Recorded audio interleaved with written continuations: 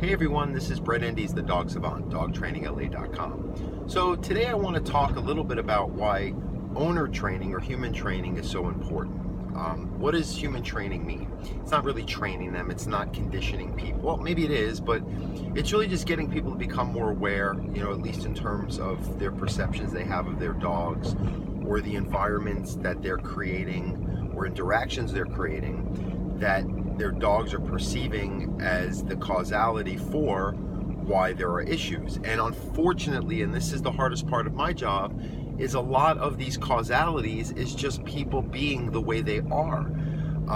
And this is where it gets a little touchy, because I'm someone who believes strongly in internal growth and improving upon yourself. Nobody has things figured out. We can always learn to look within to be a better person, to overcome our issues, and really to become more aware. Even if we don't fix our issues or address all of them, we understand them and see the dynamics from a point of view that is more like as if someone else was to narrate this to us without the emotional, defensive, cherishing to the self, the I, that a lot of people do. And that creates this defensive reaction where people will never change. People are just going to perpetuate their ways, good, bad, or indifferent.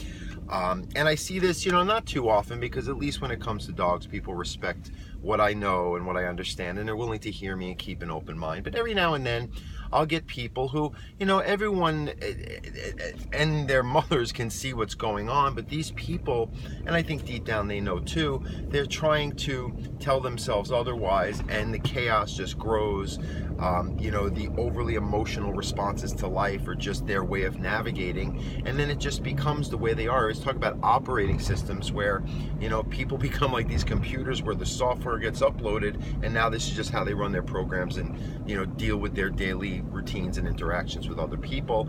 And I think to be independent of that and be more pure and take every interaction at face value instead of acting on our egos is the real goal for humans. And where it equates to dogs is every now and then we'll get people who their human issues are the limiting factor as to why their dogs are not able to overcome their problems, or will only overcome their problems when I'm there working with them, or there's a limit to how far the training progresses. And that, again, that's not too often, but it does happen, and I see a very clear, distinct pattern why. And it's certainly not of a lack of ability on the part of the dog or the trainer. It's really just the owner has limitations that go beyond my scope of expertise. And I really feel bad. I have compassion for these people. But what I have learned is that you cannot just be frank with these people. You cannot be honest, even if you have pure compassion. You're not judging. Look, I've done my work. When I'm pointing out to someone that their emotional issues are, not really helping with the reason why they hired me to fix their dog, maybe that's something that we have to talk about, or they have to look within to see what that is and why maybe they're getting upset at me for pointing it out. Again, like I said before, it's usually because these people have set up their entire house of cards in not addressing this issue out of fear, embarrassment, just terror. I mean, a lot of people, to address your issues, that's addressing your past. That's addressing the coping mechanisms you put in place to get through, let's say, a rough childhood or inconsistencies in your development, so that now as an adult, if you feel you let go of it, the world's going to fall apart. It won't. It just really makes you see things how they are and makes you be able to get through the life without hanging on to every little thing.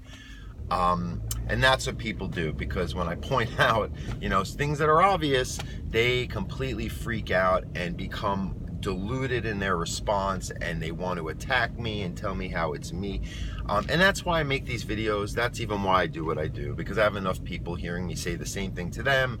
I have feedback from these videos, and people say, well, you're just kind of seeing it as it is, and that's why you're good with dogs. And in relation to dogs, they have families they live with, so you have to tell people how to see it as it is, and that's what's going on between them and their pets.